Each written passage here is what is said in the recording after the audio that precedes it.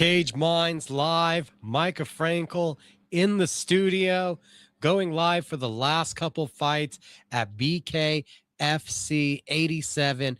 Been a crazy, busy day. Fight World 43 weigh-ins in the books. Full coverage up on the website. PFL, Madrid, Spain. Results are up on the website. We got photos on Instagram and Facebook. We were live for the weigh-ins. Wanted to go live before the Derek Pettis Brian Duran fight got started. Within 10 seconds, they get into the clinch. Duran able to get the collar tie behind the head on Pettis. Disgusting amount of right hands, and we have a first round knockout. Gallo has been saying all week he is the cash cow and said he was going to come out, get the first round knockout, and then demand his opportunity at the winner. New tattoo on the back of his head, a money bag, and the phrase cash cow. Derek Pettis, a warrior. I thought he had to make this a long fight, use his boxing acumen, be on the outside, got aggressive, charged right in that first exchange. Duran able to get in the big power in front of his hometown, in front of his crowd at the Seminole Hard Rock in Hollywood, Florida. A big victory for Brian Duran and a return to 145 pounds. This was a win that I had wanted to see from him because, well, Duran had been successful post his opportunity the first time at Kai Stewart. We hadn't seen him back at 145 pounds. The man had been doing his damage up beautifully at 155. I thought that was going to lead to a new trajectory that maybe we're going to see Duran, the lightweight, but looking for a second opportunity at featherweight. And you can see definitely a healthier, a Duran who, as he speculated on the BKFC, on the Bare Knuckle show, he now appears to be taking this serious. I see muscles, the traps, the pecs. He's got a six-pack. He looks like he's taking this seriously as an athlete. Officially 9 seconds in the first round. If you missed any of the results, here in a second, we will recap them all. Brian Duran, though, with the performance he was looking for, the first round knockout, taking care of Derek Pettis in 9 seconds. He's about to make his call out for Kai Stewart and make his call out to face the winner of our main event for the BKFC featherweight title. Destructive performance. And probably the first time we really say that Duran felt like Duran again since he fought Kai Stewart.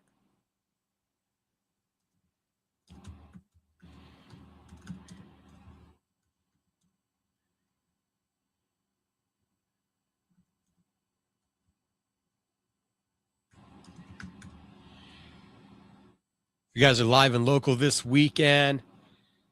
Fight World 43, Revel Entertainment Center tomorrow night. The weigh-in results are up at cageminds.com. 8-fight card, main event, professional bout, Joseph Daniel Velez versus Ozzy Chavez. Come by, say hi if you're around. Duran fearsomely calling out for the winner of the main event. Got the co-main event coming up next with the number 1 ranked heavyweight contender. Don't know why he hasn't fought for the world title yet. Leonardo Perdomo, who's going to be taking on the UFC vet, Rashad Coulter. If you guys missed any of the action, obviously the first 3 fights still available if you go back and watch the free prelims on YouTube or across the BKFC spectrum of social media. Chris Garcia, really spectacularly impressive performance. Chauncey Wilson has hung around the top 5 at flyweight for a long time. The right uppercut perfectly placed into the left eye for the second round knockout. 20 seconds in, a big rebound from Garcia, who had lost to Roberto Armas. That was his first loss. He now drops down to 25. Really did look like an athlete at 25 and had a spectacular performance. Juan Carlos Rivera jumped up to 35 on short notice. This was supposed to be a fight at flyweight against Mike Hansen. Hansen been ranked in the top 5 at flyweight. Hansen has to pull out. Rivera not happy about this. Juan Carlos instead jumps up to bantamweight, and Samuel Samples, the difference looked like there were 2 weight classes that separated these two men. Ferocious heart of a tiger in Juan Carlos getting on the inside. He was knocked down the first time, but got up off the canvas, a right hook, ferociousness on the inside, and ends up getting the first round stoppage with 1 second left on the board. Couple split decisions on the night. Donald Sanchez, he had already said coming into this fight that the former middleweight title challenger, this was going to be the song. He was going to be retiring after this fight, and it intrigued him to go on top with a bit of revenge. Jeremy Smith had handed him a loss in his debut to the sport. Sanchez with a much more evolved game, a much better athlete this time around, and a much more well thought out game plan. Look to stick and move, keep it on the outside. First 2 rounds went really well. The third round, you started to see that Smith was able to track him down a bit, make this more of a brawl. I still thought from what I was seeing on the landed strikes, that Sanchez had did enough to put away the first 3 rounds. The next 2, Smith is able to make it an even more brutal brawl, getting on the inside, and that leads to a split decision, and Jeremy Smith goes 2-0 against Donald Sanchez, who did confirm at this point he will be retiring. Mentioned Roberto Armas, who had got a victory over Chris Garcia the last time Garcia was at bantamweight. Armas ends up beating AJ Rodriguez into a 3rd round corner stoppage, aggressive, just fearsome, diving on the inside, pushing his opponent to the ropes, working in that clinch. Roberto Armas, who was recently shown on WWE in his day job attire, in his military attire, has said that after this, he is going overseas to fulfill his work duty, and it'll probably be a year, if not longer, before we see him in bare knuckle. Someone I've had the opportunity to talk to previously, and we wish him best as he goes into a heroic mission, such bravery, serving our country. BKFC announcing July 3rd, Liberty Brawl in Philadelphia at the Xfinity Arena, getting into the 250th anniversary of America. Right where their home is, another big event from BKFC just being announced. Mentioned there were a couple split decisions on the card. Shelby Cannon, major upset. Rosalinda Rodriguez, even coming off of her last win at flyweight, was having to field questions about, could she drop down a strawweight? Was she intrigued by the possibility of taking on Britton Hart? It's been a while since we've seen Britton compete in BKFC, still holding the women's strawweight title. And tonight, an early knockdown from Shelby Cannon is the catalyst to what ends up being a split decision victory. The landed strike showed it. Cannon was ahead. Of course, the cleaner strikes were from the former world champion boxer. But for the first time as a pro, whether it's boxing or bare knuckle, Rosalinda Rodriguez is handed a loss. Shelby Cannon now an interesting name, along with Sarah Schnell, on who will be getting that next opportunity for Brent Hart in that BKFC women's strawweight title. No, pulling hair is not legal in BKFC. But if you also saw the Chris Garcia knockdown of Chancey Wilson, they'll tell you that hitting a grounded opponent isn't legal. And there were probably at least 2 shots that were landed after the right uppercut that the ref just let go.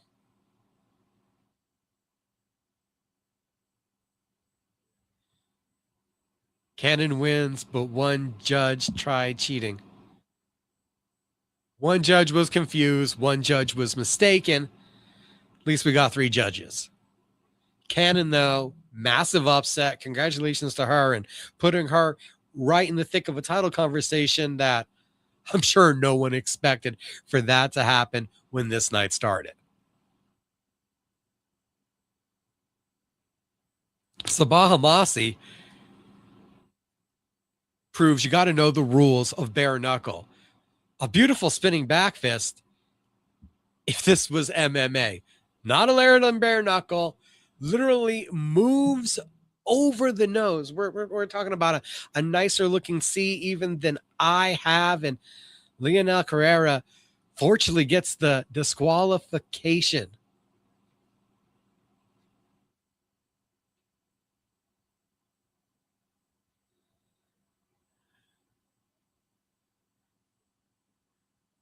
It's been a fun night of fights so far from BKFC.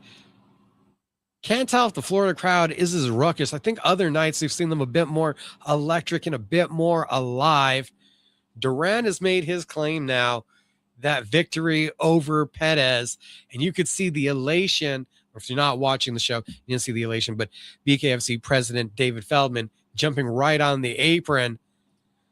This worked out as about as great as they could hope for.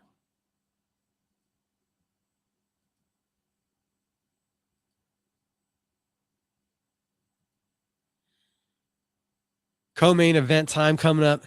Leonardo Perdomo versus Rashad Coulter. And it's a good hypothetical to ask. Is Perdomo a big enough star yet? I saw his promo earlier, and it feels like he is finally getting the art of communicating with that crowd, bouncing back and forth between his Spanish and a little bit of English that he has, and letting his natural charisma come out. A certifiable knockout artist, a vicious threat. And it feels like BKFC has just been waiting for his star to shine a little bit brighter, to just grow a little bit bigger before they feel he's worthy of an opportunity of challenging Andre Arlovsky, and before that, Ben Rothwell, for the heavyweight title. I truly believe that he has earned this opportunity. Truly believe that by now they should have given him the fight. The win over, and if not the first, the second win over Arnold Adams, a certified bare knuckle heavyweight champion, a true veteran of the sport, someone that's held the title before. That was the win. This is a really nice name to add to the resume and to keep cultivating it. Hopefully the frenzy comes, because El Monster, he deserves this opportunity. He should be fighting for the world heavyweight title. Mick Terrell last weekend with the BKFC UK heavyweight title win off of one stiff jab, taking away the sight from Jay McFarland. He requested that opportunity. And we know that BKFC has said they'd like to actually clear up the title picture, less titles, just have a heavyweight champion rather than having these multitude of regional champions and then trying to figure out who is the real deserving number one contender. But even with Terrell having that UK title, I want to hold him off if Perdomo gets a win here. Rashad Coulter, so experienced, a tough guy. I wonder if it's going to make a difference. The main event, I don't know if you guys were able to see the jubilation. I talked to Kai last week. This week, he's just been so excited, it seems like. I don't want to say that he's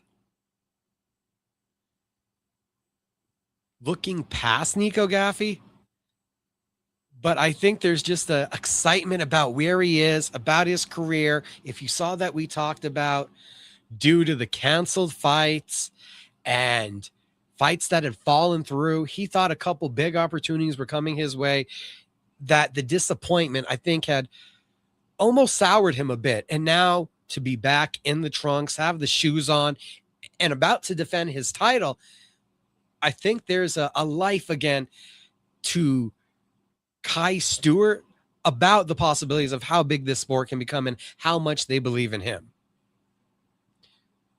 Yes, I believe that Perdomo would flatline Andre Arlovsky at this point. I don't want to say Glassjaw because dirty boxing, bare knuckle boxing in 2 fights, his Misfits boxing debut.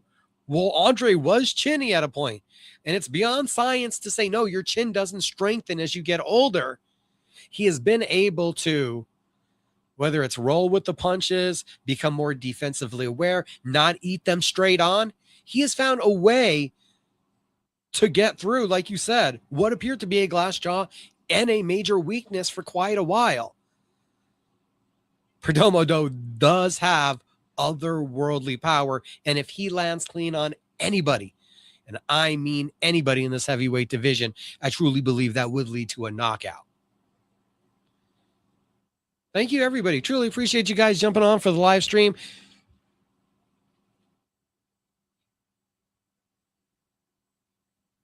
BKFC 87. In case you guys missed any of the action, just want to check out the results. We do have them up at cageminds.com.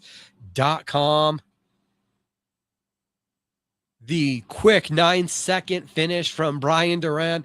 BKFC, we're getting an extra bit of promotional reel here and additive to what they're going to be presenting us in the co-main event and the main event. Right now, running footage showing us of the evolution of Kai Stewart and really how we saw him boxing using his distance. And I truly believe a knockdown that should have been counted that wasn't, against Tommy Stardom in Dubai. First time we're seeing Kai Stewart since that fight. And Nico Gaffey, his power punching, his ability to wreck guys when he gets on the inside has been quite the revelation.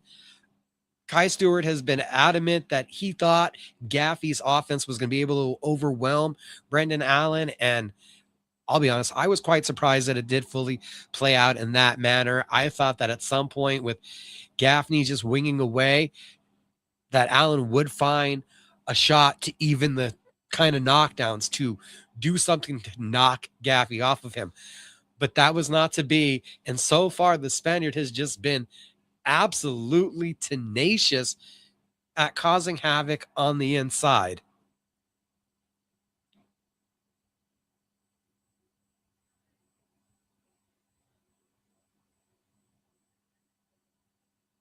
Leonardo Perdomo, they're now showing his highlights. We had his win over Willis. We had the Arnold Adams wins. He has beaten some really tough dudes so far. And it's not like BKFC has given him the cream of the crop, but it's not like they've just fed him guys that I didn't think could beat other people. Well, it feels like Perdomo is at an elite, otherworldly level. He's had some formidable opponents that he's just walked through. And I, again, just give him credit to that for looking like he could be that breakthrough star, that highlight reel making entity that would keep perpetuating bare knuckle, possibly to bigger levels. There's nothing like a home run in baseball, a touchdown in football, a knockout in combat sports. And Perdomo is that kind of guy that just produces them effortlessly.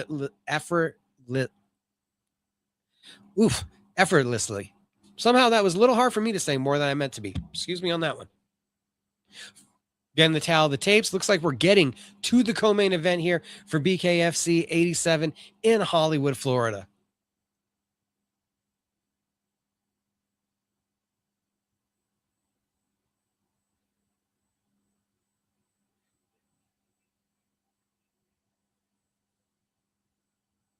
The odds are reflectant of, I think, everything I'm already iterating out here. It feels like Perdomo is Bane and everyone else is just a regular character. But yeah, a minus 4,000 for a guy that's not a champion, and a UFC vet at plus 1,600. I don't know who's touching those betting lines. I don't know how that helps anybody. It's not helping a parlay. Bless you if you want to go for the upset.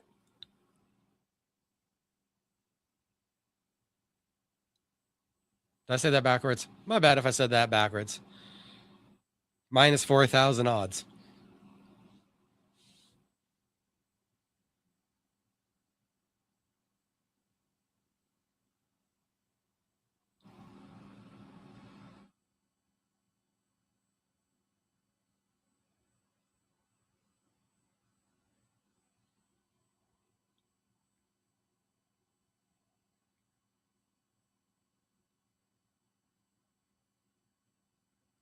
Couple people watching, I guess.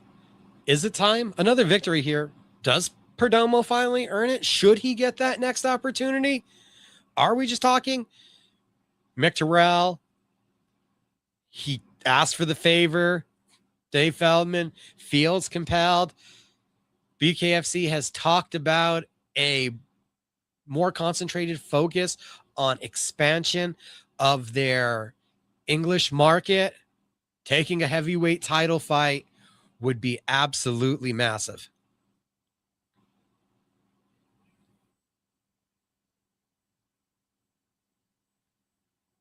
We got someone risking $1. We have $1 so far on Coulter, it seems like. Or someone just suggesting that you guys should throw that $1 out on Coulter.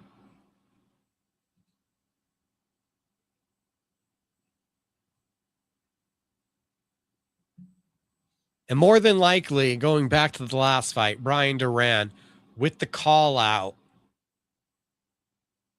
healthy enough, he had already said he was going to be ringside. I got to imagine going to make that happen real quick. Run back, throw some water on his face, show he's okay, and he'll be ringside here in just a minute. The home crowd, the Florida audience, couldn't work out better for him to be in a position to challenge the winner of the main event. You get the rematch, quite possibly right there, again in Seminole Hard Rock. And even if it's Gaffey, be an electric moment here after the main event. The aura of Perdomo as he walks in. You can see there are people in the stands on their feet.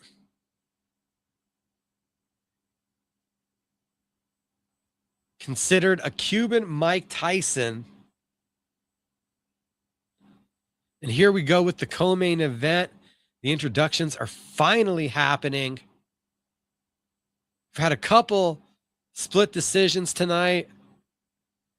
We can obviously bet we don't have to worry about this one going long.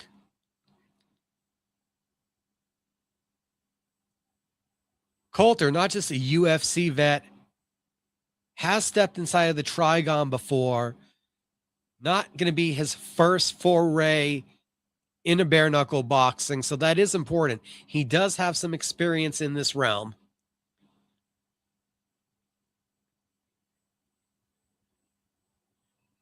Cage Minds live for BKFC 87. Every like, every share. If you haven't subscribed, if you do, it's all appreciated. Just dropping by and giving a view real quick. Thank you very much, guys. Coulter getting introduced right now, and the camera has turned to Perdomo. Moments away from this getting started.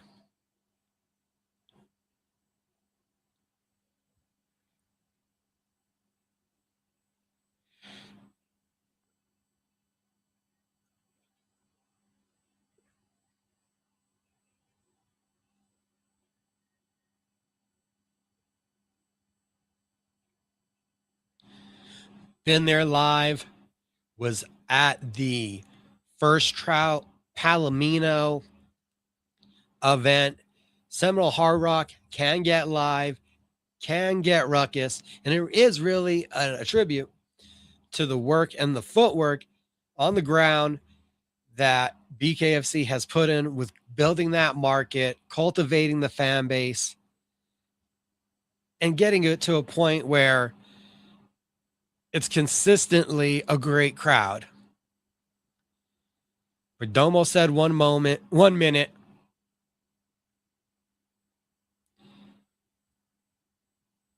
Good takedown defense. Not sure why we're seeing takedown defense. A slight right hand. Coulter off the takedown. Face plants. We almost get a 10 count. Does not look ultra excited to be in here. First left hand that lands. Has a back pedal. Another takedown for survival.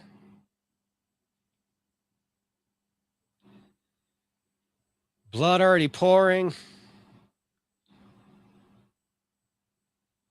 Big shots on the inside. There was a right hand on the top part of Coulter's left eye. I think we're officially going to call this one just over a minute. Left eye be destroyed already. I say title shot. I say, does he need to keep doing this when we know he can do this? Absolute destruction. Absolute minutes worth of entertainment. The most exciting, productively dominant show in bare knuckle. Perdomo is absolutely spectacular.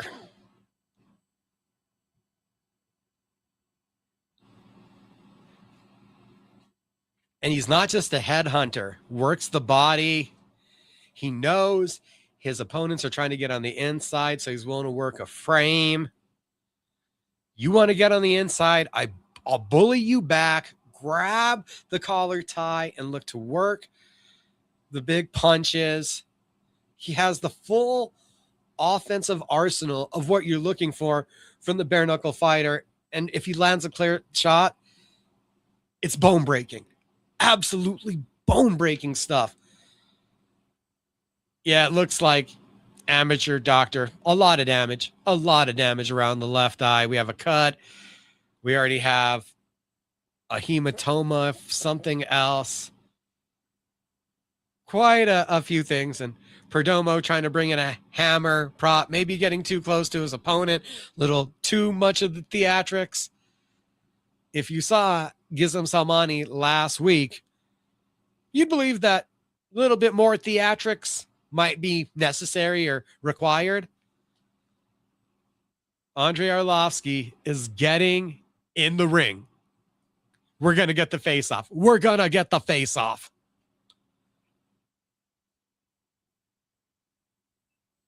We're going to have the face off. Still undefeated. An absolute terror.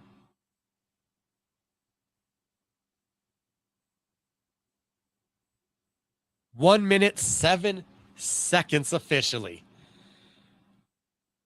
Absolute masterpiece of destruction.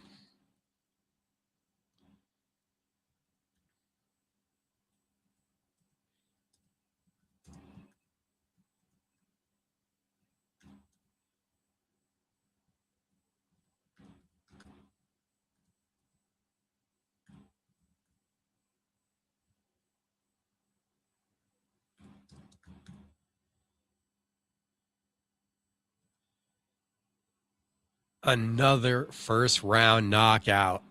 Absolutely spectacular performance.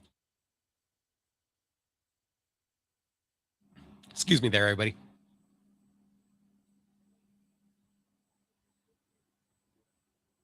Arlovsky with the belt, waiting across the ring. Perdomo has the mic. They've panned out to show both of them are there.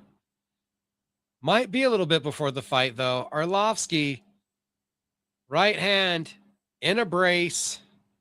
Not sure if that's the wrist, the hand, but there is already a protective covering on Arlovsky's hand, and these two aren't even getting that close yet, and there's an energy. Arlovsky just casually hanging out on the ropes and waving Perdomo in to do the face-off, and BKFC management looking kind of uncomfortable because they plan to do the face-off in the middle of the ring, and now there are many men surrounding this face-off, hoping nothing pops off. I don't think anything will, because Perdomo is ridiculously confident and cannot be foolish in this moment.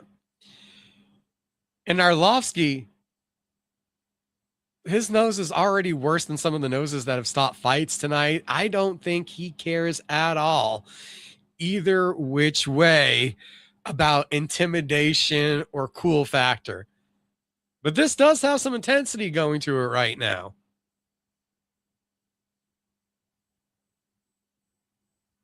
Doing the live stream now, but later I'm going to go back, listen to all this. So my fight show on Tuesday night when we go live, that's 8 to 10 p.m. Eastern. Definitely bring you guys all up to speed with everything in this back and forth when we're able to go back, listen to it.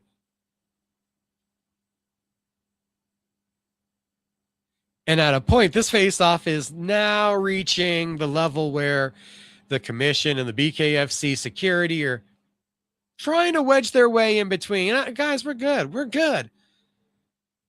But the Florida audience is responding. The knockout, the face-off.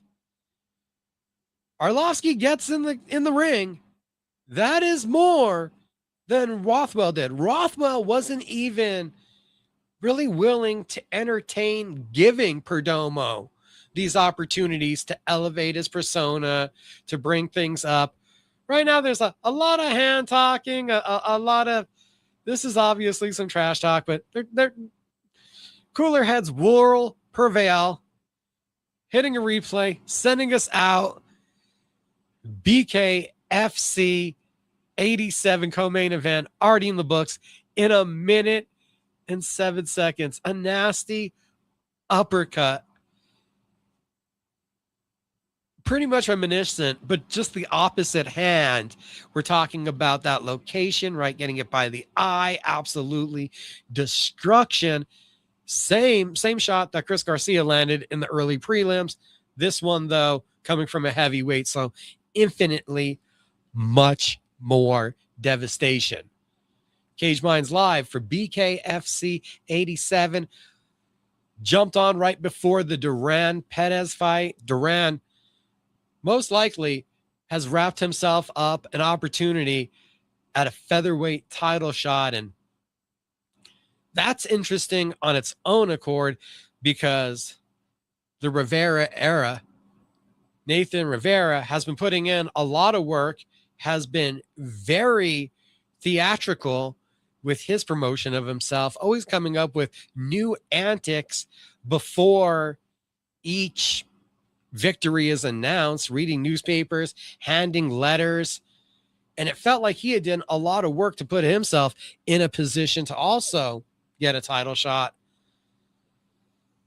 Not to mention, Kai Stewart had even said Edgar Palazzola had been in consideration for the title fight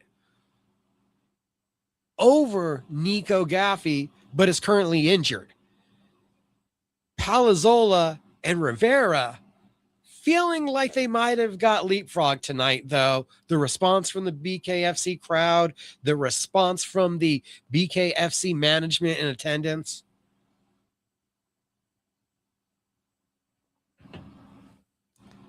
Back-to-back big victories tonight. Makes a second in a row for Roberto Armas, who will now be getting deployed, most likely a year away from action. Bravery, representing our country.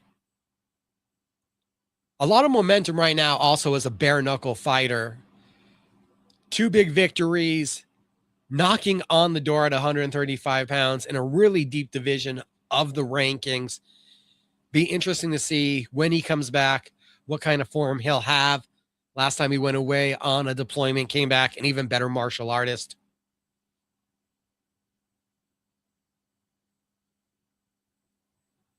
Kai Stewart has become the villain. He is the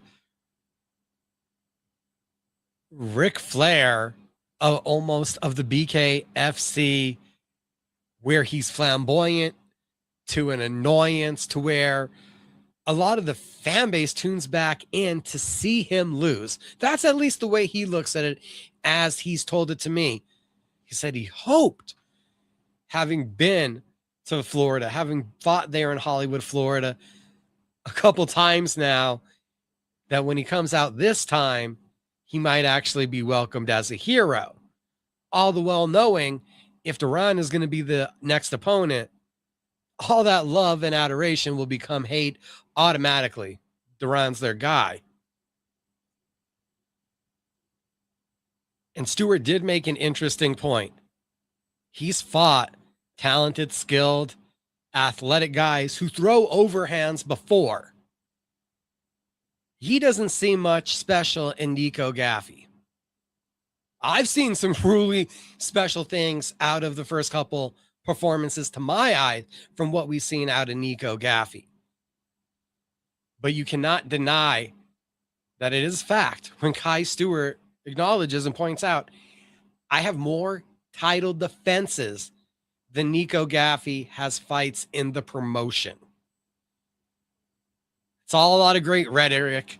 It makes for a lot of great facts. Once they start throwing the leather, though, we'll see how the two styles mix. Gaffey's going to want to get on the inside, land his big overhands.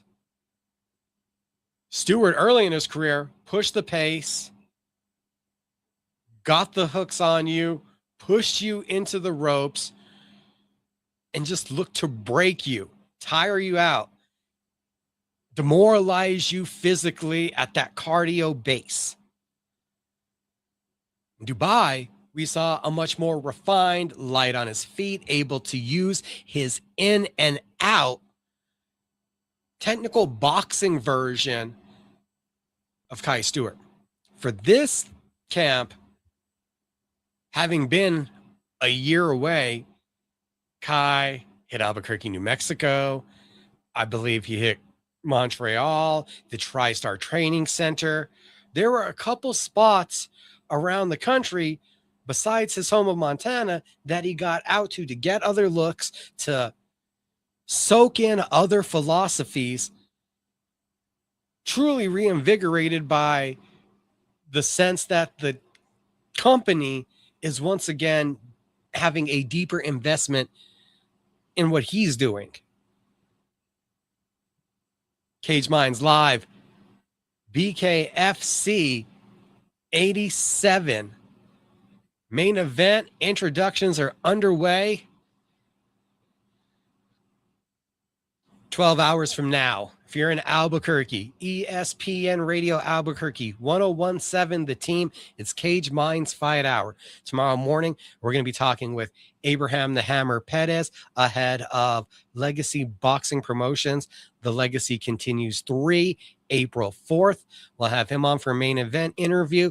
We're going to have John Judy on, matchmaker of Fight World, ahead of Fight World 43 tomorrow night here in town at the Revel Entertainment Center.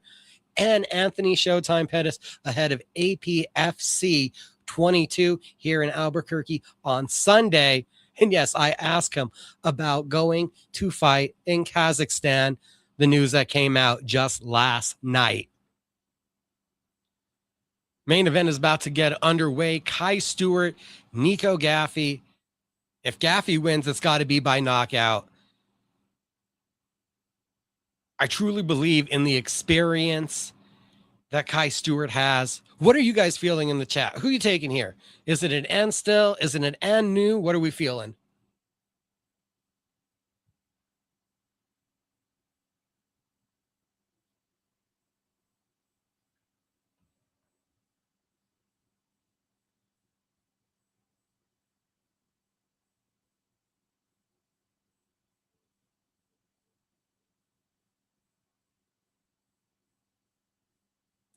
Few fighters have been able to do what Nico Gaffey's done.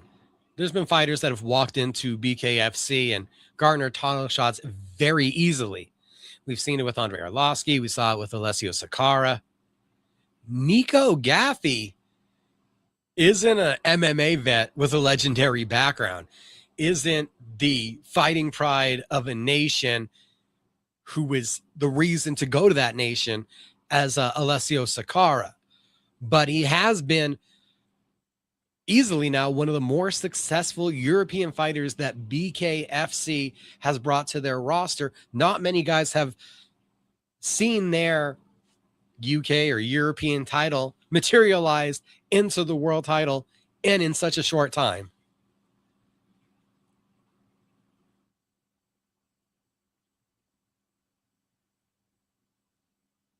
It's a nice mustache that Kai Stewart has. I just disagree with him. It's not kingly. It's more gunslingery. It's more old Western feeling to me.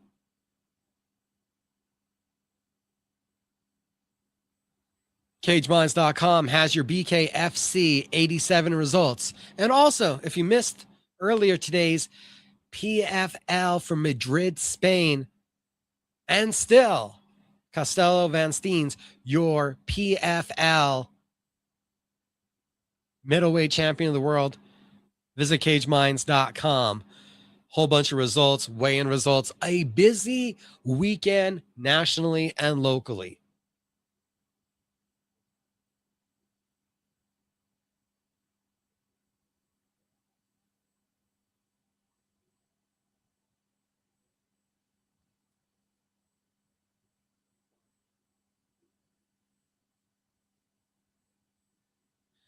Main event getting underway.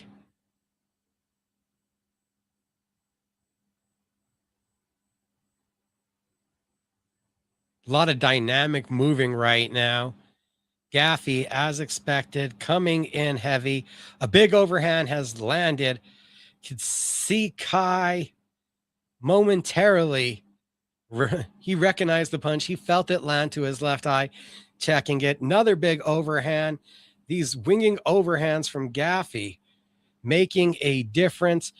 Stewart getting the overhooks. We have some rabbit punches in the clinch. I wonder if, and we have blood already from the left eye of Stewart.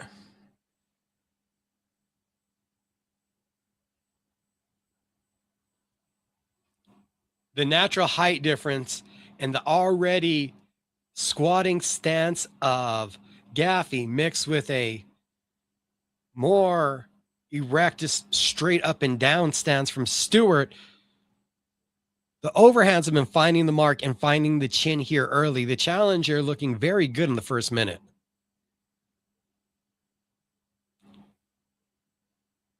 Anticipating Stewart's entries and almost nullifying some of the pressure by ducking under, doing this tackle, and immediately having to get the referee injected into the action. Pretty smart work here early from the challenger.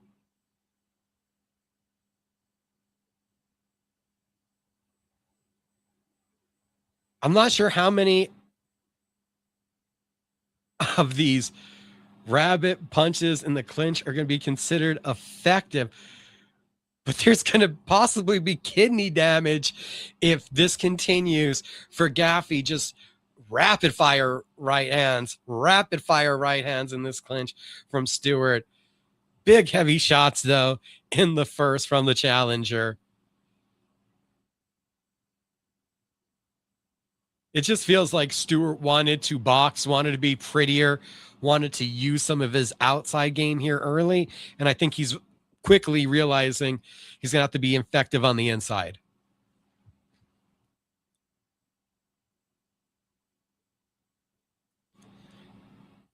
The cut being checked out by the BKFC ringside physicians. He's okay for now, but it is bare knuckle. It is something to keep in mind. Cut in the first round is something that you're going to have to protect. Both guys, a lot of bounce in their step still, a lot of energy.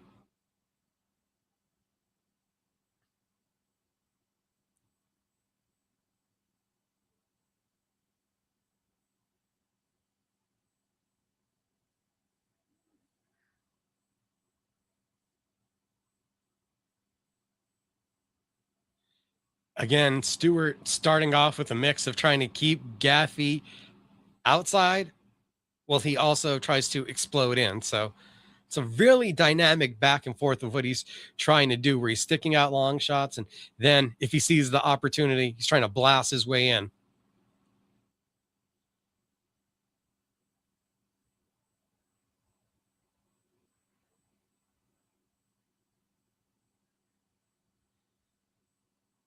Gaffey very content to allow Stewart to try these different tactics, anticipating the blitzes, coming in under and getting to this clinch. A lot of body shot stuff from Stewart. This time he almost gets a back take. When you get a back take, you're not allowed to punch around like this is MMA, admonished by the referee.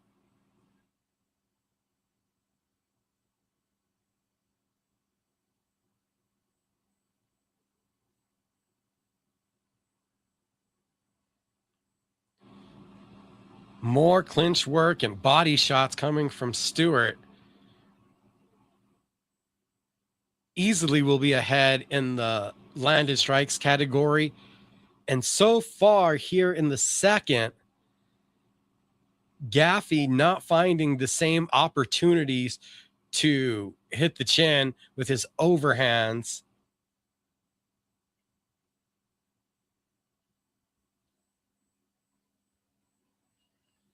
Instead of accepting the clinch now, yeah, pushing Stewart off and trying to strike in the exit.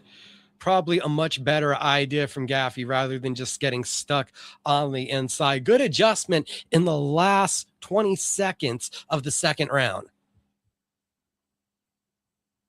Talking our way through this. Should be 1-1 right now.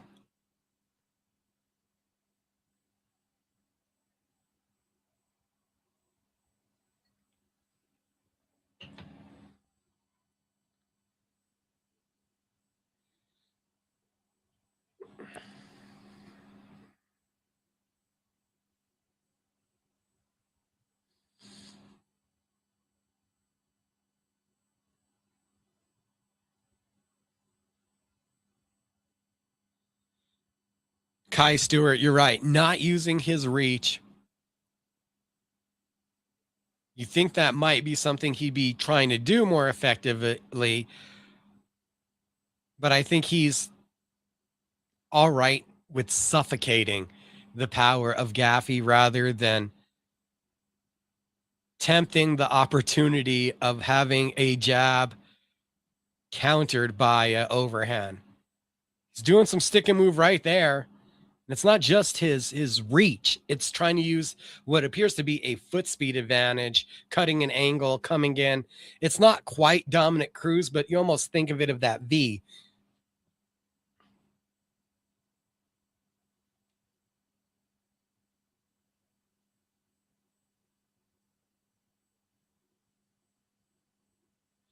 Maybe we just call them wide receiver patterns is what Kai is doing. Because now I think we just have like a crossover, a juke.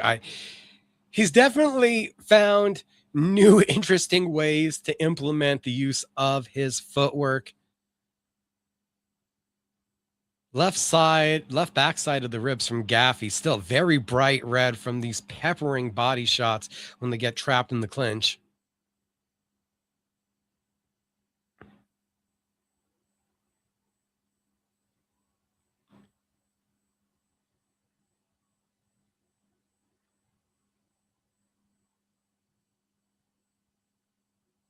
And it looks like now that he's getting a bit more warmed up in these positions, Stewart's also finding his head movement, finding where he believes Gaffey's going to be throwing from and exiting off, turning his head, not allowing these shots to land as clean as they did in the first minute of the first round.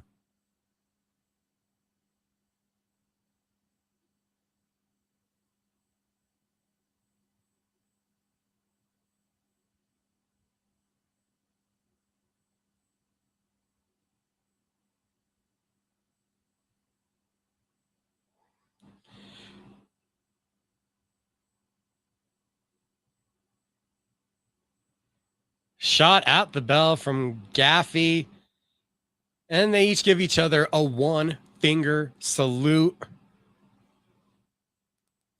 Some good adjustments again at the end of that round from Gaffey. Saw him start to firing off some quick combinations when you saw Stewart getting on the inside, going away from anticipating the clinch or trying to tackle his way through the clinch.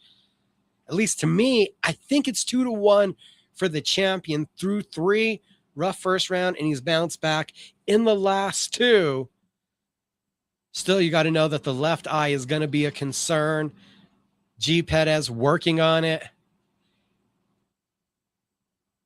Gaffey, it's not like he looks winded, but he is breathing heavy. We know that, Kai.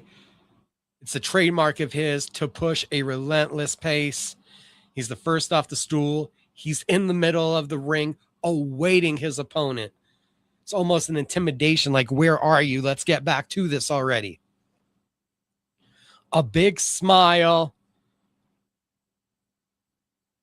Wearing it a bit on his left eye. Stewart just ragdolls Gaffey to the ground, not happy in the clinch, and just got a single collar tie and pulled him down.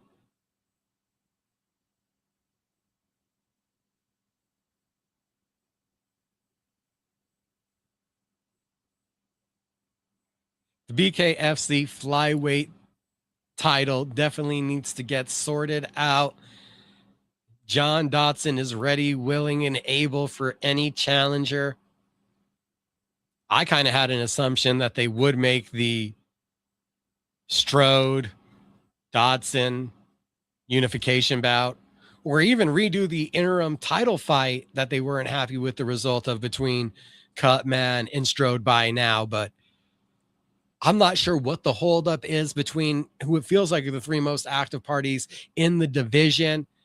You now get Juan Carlos Rivera tonight making a statement. You got Chris Garcia. Flyweight needs to get going. It's a good point there in the conversation. More rapid fire shots, couple overhands this time from Gaffey. Really a much more competitive 4th round. I feel like Gaffey realized the urgency, and he's now benefited from a couple adjustments. He's trying to hand trap, trying to get away from some of this clinch, and you can see a almost survival necessity from Gaffey to double underhook, to do anything he can to force the break. It's pretty wise. Stewart is doing his best work on the inside. So Gaffey doing everything he can to, hey, you need to let us out of this. We're locked up here. We are tied up.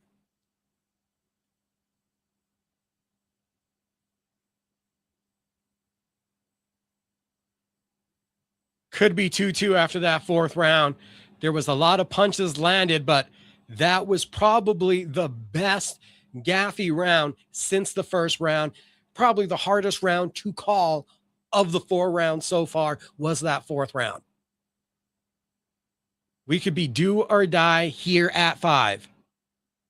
There is a doctor up on the apron. There is a little look-see into the Stewart corner. They're observing that eye. They're observing it right now. Gaffey not wearing too much damage. It's been a lot of body work. You can't visualize body work. The next morning, you can just urinate blood and not walk right for a week because you're hunched over. But you can't see it like a cut over the eye. Round 5, for anyone that didn't think that Nico Gaffey was going to be a legitimate challenger and a legitimate threat to the title, he's brought it and made it interesting and stayed right there on a technical level, on an adjustment level, and on a thoughtfulness level of how to deal with Kai Stewart's style.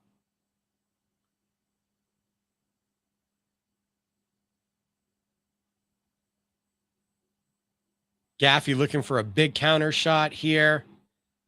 Stewart again trying to analyze, kind of sticking and moving here early. Back into the clinch. Bit of pushing and shoving. Couple body shots from each party.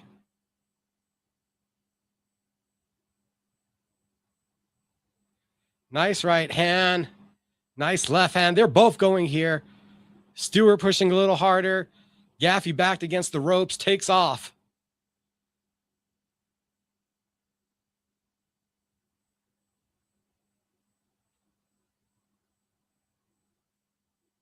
Another stick and move from Stewart. Gaffey really looking for a big counter shot. He is sitting down here trying to look for the home run. A right hand over the top from Stewart.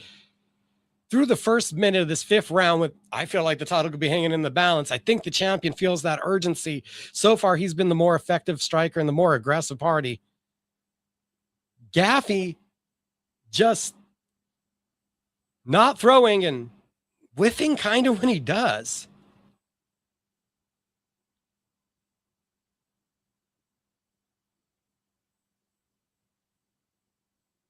Coming down the stretch here, the last 30 seconds. Good entry, left hand, some more peppering body shots. Another left hand. Gaffey finally answering back with the left hand. It's probably going to be close here. I think Stewart in that fifth round did enough to retain the title. Never know what the judges are going to say. Nico Gaffey, 5 hard rounds. I don't think we've seen rounds that hard for Kai Stewart yet.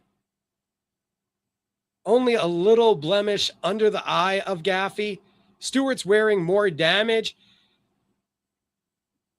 Gaffey did a fifth of the body work that Stewart did, and we're not able to measure that again tomorrow because that's when you're really going to be able to feel the accumulation of this beating, of being in a 5-round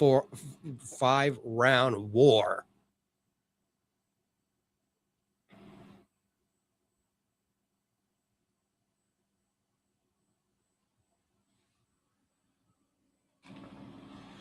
Gaffey showing off a left hand that looks like his middle finger absolutely busted. As far as significant strikes go, a slight lead to Gaffey. When we're talking about body strikes, more than 10 times the landed strikes from Stewart. Haven't seen the accumulative yet, but I got to imagine. Oh, yeah, accumulative. We're talking about 233 to 82 on the strike count right now, a 76% effectiveness. There's a great deal of significant strikes landed, 50 from Gaffey. An overwhelming, though, onslaught once again from Kai Stewart. Cage Minds Live, BKFC 87 main event. We're going to the cards.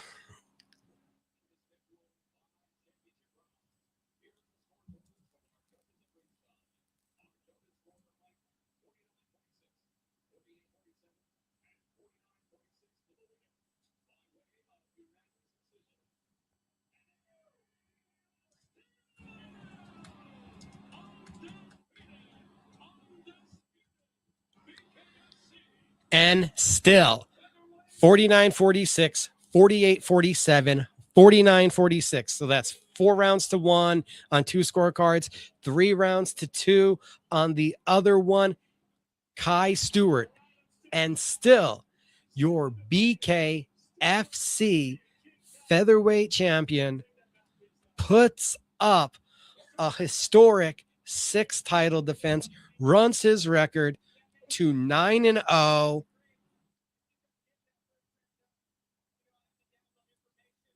Thought that 4th round was close. One judge, like I was wavering on, did give it to Gaffey. The other 2 saw Stewart take over after that 1st round.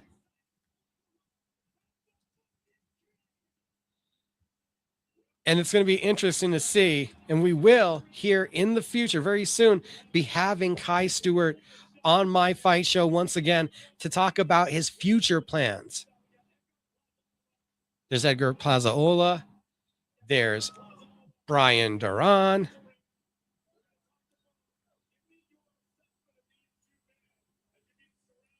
Plazaola, Duran. They're both in the ring now. Don't forget Nathan Rivera also lurking somewhere in the shadows, probably.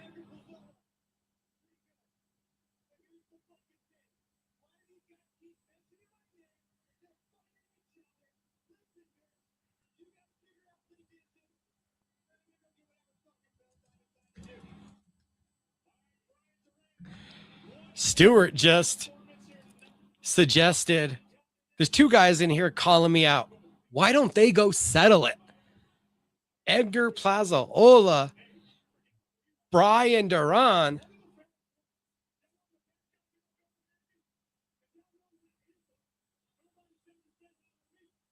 Brian Duran leveraging for the crowd to make noise, going true pro wrestler. Who does the crowd want? I think a title eliminator sounds like a lot of fun, though.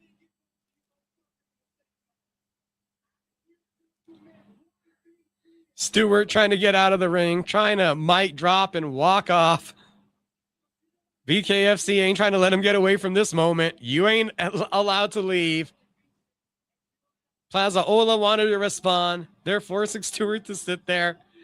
Brian Duran's arm is coming in.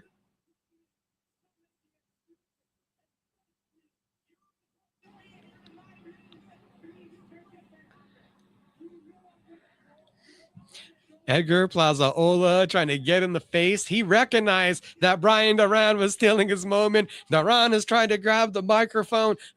Dave Feldman couldn't be happier right now.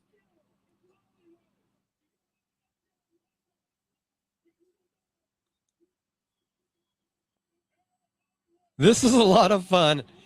Kai Stewart, 6 title defense, 9-0 in the promotion. I don't know if we need a rematch. Do we need a rematch? There's fresh challengers. I don't know if we need a rematch. I would say go to the rematch if we've already ran out of fresh challengers. That's just kind of my feeling on it. I'd like to see Plazaola do it. Plazaola.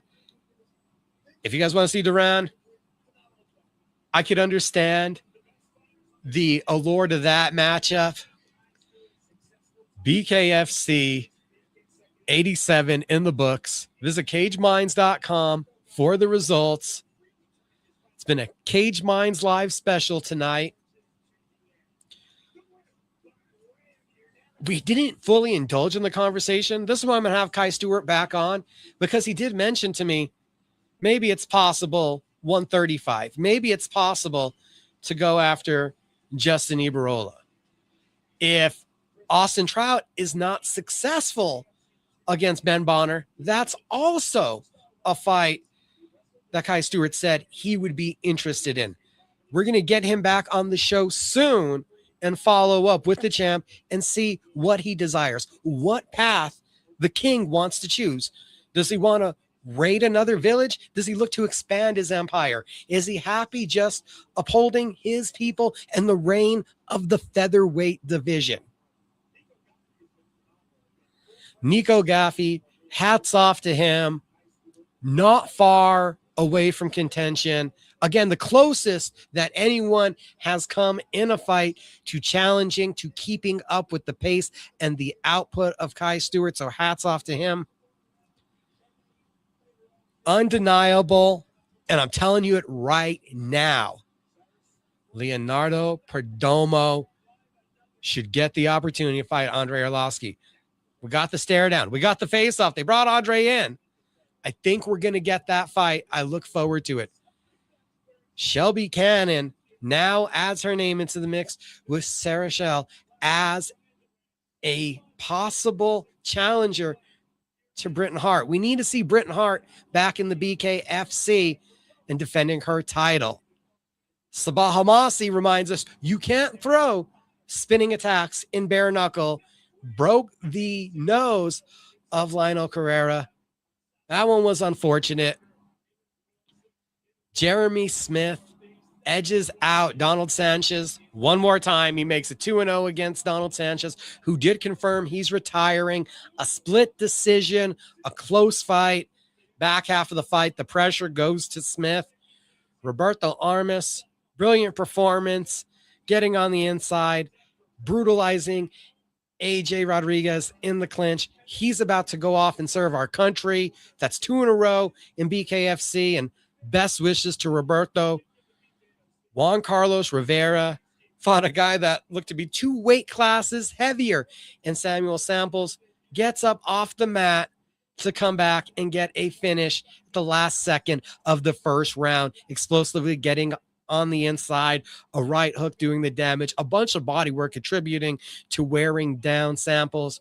Chris Garcia, the right uppercut to the left orbital of Chancey Wilson, a second round knockout.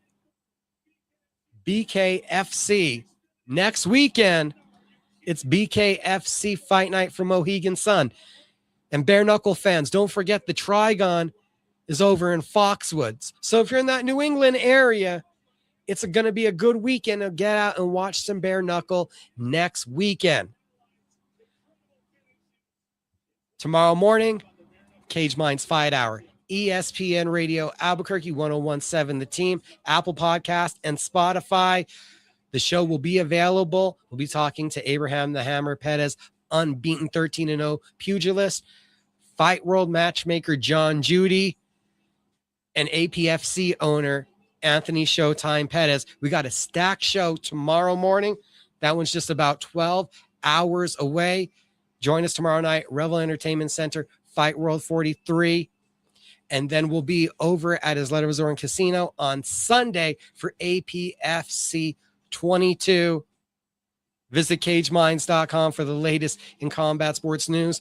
And here on the YouTube, tomorrow we will have the exclusive Abraham Perez interview from the Cage Minds Fight Hour. Those other 2 interviews will be audio only, previewing the local fights. Everybody that's tuned in tonight, I truly appreciate it. Results are over on the website. Like, share, subscribe. Y'all have a great night.